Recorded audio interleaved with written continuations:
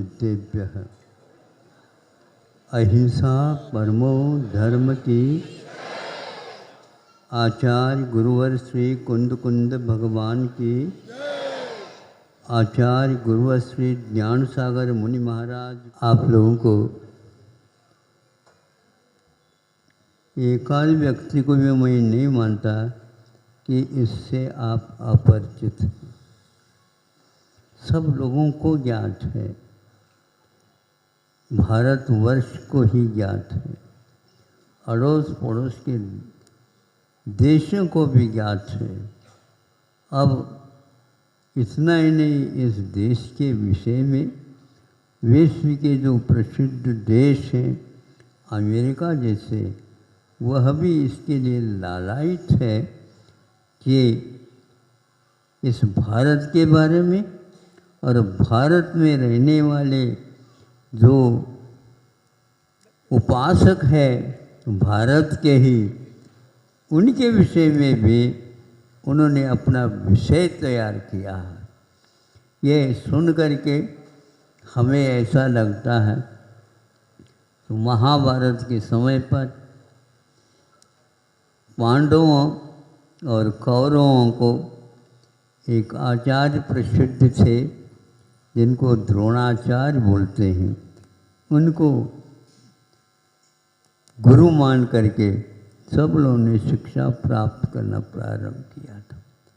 वो वही भारत है जो आज में भी वह अपना प्रभाव दिखा रहा है। उसका एक प्रसंग कि सबको वहाँ पर समर्पित होकर के विद्या देने के लिए भर्ती कराया जा रहा, और उसके साथ साथ कौरव और पांडव सब मिल करके, ये भले ही पार्टियां हो, यूँ कहो पक्ष विपक्ष में विभाजित हो, लेकिन इस कार्य के लिए तो सब एकमात्र राष्ट्र का ही पक्ष रखते थे। अब उसमें एक व्यक्ति वह भी जुड़ना चाहता था, जुड़ने के लिए आया कि मैं भी इस शिक्षा को प्राप्त कर सकता हूँ, आप यदि हमारे ऊपर कृपा कर दे तो उसके परिचय वगैरह होने के उपरांत कहा गया, यह तुम्हारे लिए विद्या नहीं है, ये क्षत्रियों के लिए है। ठीक है, मैं उसके लिए योग्य नहीं है तो मैं आपके विपरीत तो नहीं सोचूंगा, फिर भी जिज्ञासा एक वो ऐसी वस्तु होती है अध्ययन के लिए, उसको कोई मना नहीं कर सकता। फिर भी आप लोगों ने सोचा है मेरे विषय में, तो कोई बात नहीं। तो वह व्यक्ति चला गया, किंतु उसी समय संकल्प किया था कि मेरे भावों में यदि ताकत है तो ये अध्ययन मुझे ऐसे ही द्रोणाचार्य के मैं अपने दिल में स्थापना करूँगा। और एक वृक्ष के नीचे उसने एक बिंब की स्थापना करके और प्रतिदिन करता था, और इसकी उपासना के साथ अपनी जिज्ञासा को, अपनी भावना को पूर्ण करने के लिए ऐसे छोड़ूं तीर, इधर से छोड़ूं तीर, किधर छोड़ूं तीर, यह तीर तीर तक पहुंच जाए। तीर में तट होता है कि मैं इस विद्या में पारंगत हूँ। और ये करता करता उसके पास पूरी वह विद्या आ गई। आपको ज्ञात होगा ये कथा हमने दूसरी या पहली कक्षा में पढ़ी थी, किंतु ये कथा आज भी आप लोगों को झकझोर करती है कि यहाँ की भारतीयता क्या है।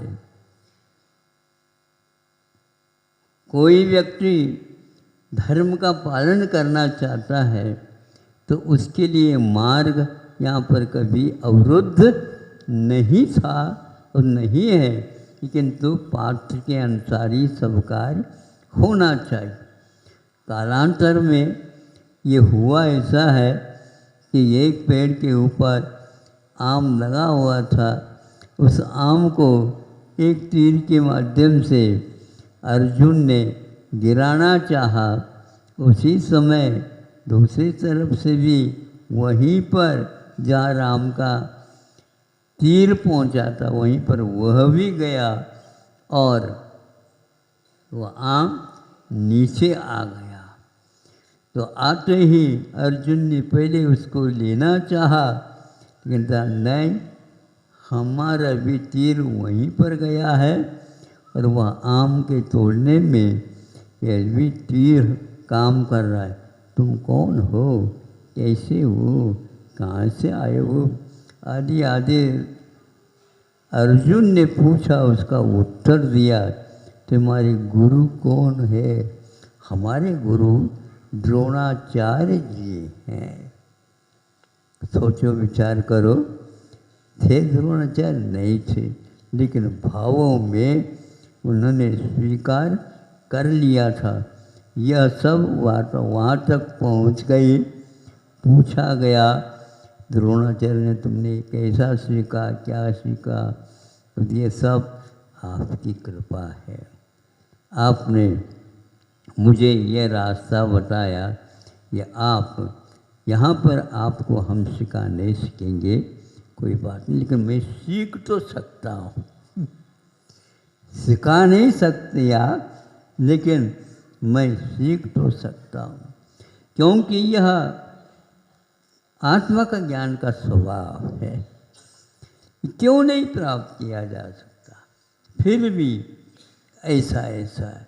तब उसको लगा कि आगे की बात तो आपको क्या कहूँ, इतना अवश्य है कि अर्जुन इसमें दंग रह गया कि यह क्षत्रिय का होते हुए भी ये एक ऐसा पवित्र आत्म तत्व जिसने इसको इस प्रकार से स्वीकार किया। सारे होने के उपरांत भी एक बात और, वहाँ पर कुत्ता भौंकता हुआ आ गया और उसके लिए तीर दिखाने लगे।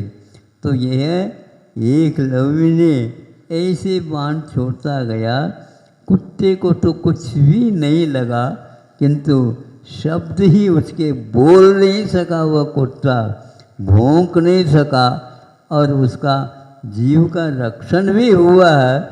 तो इस प्रकार शब्दों को भेजने की क्षमता, शब्द किसी काव्य में नहीं आ सकती, लेकिन उस तक पहुँचने की क्षमता इन विद्याओं में थी।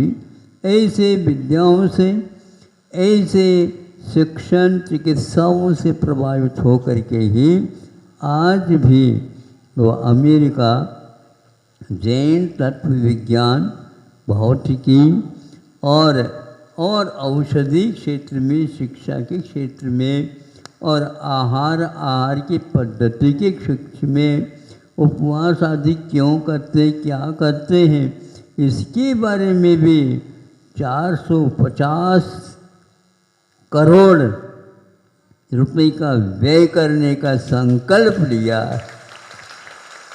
मुझे इसको कह करके इसलिए प्रसन्नता होती है कि जैन तत्व क्या है, यह आज एक जिज्ञासा का विषय बन चुका है।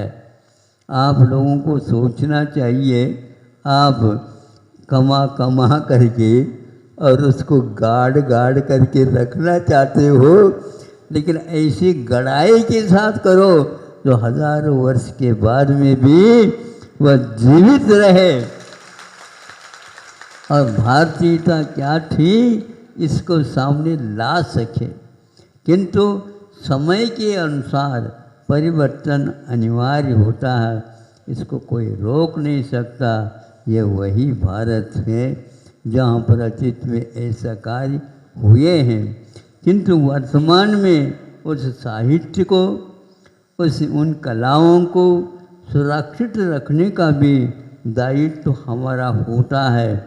अपने आप काल के माध्यम से उसमें जीर्ण शीर्णता आएगी, ये बात अलग है।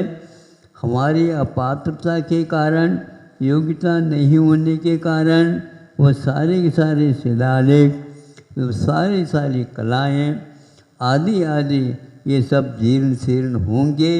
ये भी एक अनिवार्य है, उसके बिना नया खाता खुल नहीं सकता। नए खाता खुलने के लिए भी यह जैसे किसान उस पूरी ज़मीन को वह साफ सुथरे बनाने के लिए सब कुछ कर लेता है और अगली फसल की प्रतीक्षा में रह जाता है। हमें भी जो यह तीर्थ का अवसान होने के उपरांत ये जो तैयारियाँ हैं आगे के तीर्थ की योग्यता इसी में है और यहाँ पर उसी प्रकार की व्यवस्था प्रारंभ होगी। अभी भी हमारा कर्तव्य यह है कि उस एकलव्य की भांति, पांडवों की भांति हमें एकजुट होकर के काम करने की आवश्यकता है। इसमें ये कहना चाह रहा हूँ, भारतीय कलाएं अपने आप में बहुत अनूठी थी और है, इसमें कोई संदेह ही नहीं है। उसके अपेक्षा से एक कलाकार ने या दोहा लिख करके ये बताने का प्रयास किया है, कला 72 पुरुष की जामे 2 सरदार, एक जीव की जीविका एक जीव उद्धार। ये दोहा हमेशा आप लोगों को सामने रख कर के काम करना चाहिए। इसमें सब कुछ कहा उन्होंने, 72 हम बता तो रहे लेकिन मुख्य तो 2 ही हैं। भारत कभी भी मांगने वाला देश नहीं रहा है, किंतु कर्तव्य मान करके जिसके लिए आवश्यकता है उसकी पूर्ति करने में वह आगे पीछे नहीं देखने वाला है। ऐसा ही भारत सिद्ध होता है। तो एक जीव की जीविका पराश्रित नहीं होते हुए अपने जीवन को चलाने के योग्य सामग्री का स्वयं उत्पादन करें, यह उस दोहा में अर्थ निहित है। और एक जीव उद्धार, जीव का उद्धार इतनी मात्र से नहीं तो वह जीव का उद्धार आत्मा से। यह शरीर भिन्न नहीं, यह आपा इसके साथ मान करके जो हम चल रहे हैं उसी के द्वारा ये सब पाप घटित हो रहे हैं। उन सब पापों से दूर होने के लिए इस वेद विज्ञान की बड़ी आवश्यकता है। यह इस दोहे के उपसंहार में उन्होंने लिखा है। इसमें सब भारतीयता निहित हो गया, अर्थ के अपेक्षा से, शब्दों की अपेक्षा से। और आज उन्हीं का यदि अनुकरण थोड़ा भी हम कर लेते हैं, अवश्य ही आगे हमारी पात्रता आ सकती है।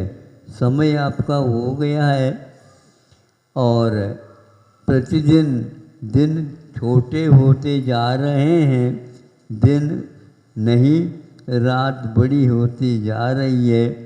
चातुर्मास का भी अंतिम छोर के तरफ गति तीव्र गति से के साथ बढ़ रही है। क्रम प्रवचन का और पूजन का इत्यादि का प्रतिदिन का बंधा हुआ है। हमारा कहना है वही व्यक्ति चतुर माना जाएगा। इस समय का सदुपयोग, जिस प्रकार आप धन की संपदा का संरक्षण चाहते हैं उसी प्रकार संस्कारों के संरक्षण के लिए समय का सदुपयोग करके साहित्य इत्यादि का आलोड़न करते रहना, क्योंकि वह दुकानदार माना जाता है सही मायने में कि अपनी लेखा जोखा रखता है, लिख कर के और सरसरी निगाह से उसको देखता रहता है दुकान चल रही है क्या नहीं, सही सही दिशा की ओर यदि दुकान नहीं है तो दोनों कानों से सुन लो ये दुकानदार। दुकानदार किसको बोलते हैं? गुरु जी कहा करते थे प्रत्येक के पास दो कान है, दोनों कानों से सुन लो दुकानदार कि यह एक प्रकार से तुम्हारी दुकान चलने वाली नहीं है, इसमें सब समाहित हो रहा है। कुछ ऐसे जैन साहित्य में विकृतियाँ आती चली जा रही हैं जो विद्वान संस्कृत और प्राकृत के नहीं हैं, उनको हिंदी की और जो कोई भी तात्कालिक भाषा में लिखा है उनकी शरण ले करके अर्थ निकालने का प्रयास किया जा रहा है, किया जा चुका है। आगे भी उनके भाव यही है, यही हमारा सही है, ऐसी जो धारणा बनाए रखी है उनके लिए हमारा कहना है अभी 18,500 वर्ष शेष है। अभी आप अवसान की बात करो, अब की बात करो और उसके संरक्षण में जैन समाज को लगे रहना है, क्योंकि अमेरिका जैसे राष्ट्र के सामने ये साहित्य अवश्य ही काम करेगा और संस्कृत और प्राकृत के बारे में भी जीवित रह करके उसको हम अच्छी ढंग से सुरक्षित रख सकें, आचार्यों का परिश्रम उपयोग में आ सके और हम उसका सदुपयोग करके सद्गति की पात्र बन सकें। यही संक्षेप से आज आप लोगों के सामने कहना था। अहिंसा परमो धर्म की